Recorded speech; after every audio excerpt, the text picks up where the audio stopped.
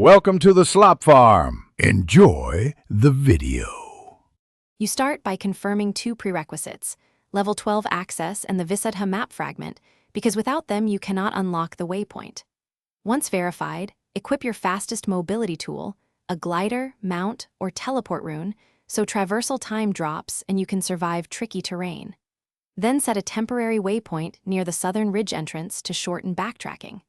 Doing this first minimizes risk and streamlines the rest of the route. You'll use that temporary marker to anchor your approach. You now move along the ridge markers, keeping to higher ground because visibility and enemy spawn density drop there.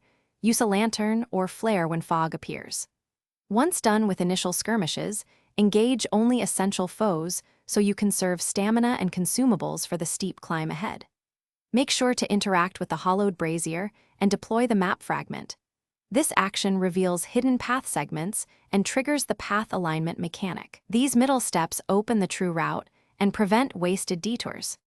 You finish by reaching the small plateau and activating the Vissudha altar. This locks in the waypoint so you can fast travel there anytime. Once done, immediately return to your temporary waypoint to test fast travel functionality and ensure the anchor registered correctly. If that activation fails or the altar appears inactive, reset the encounter. Fast travel away, wait for the zone to respawn, then come back and repeat the activation sequence. This simple retry clears most sync or spawn glitches. Thanks for watching. Consider subscribing if we helped you today.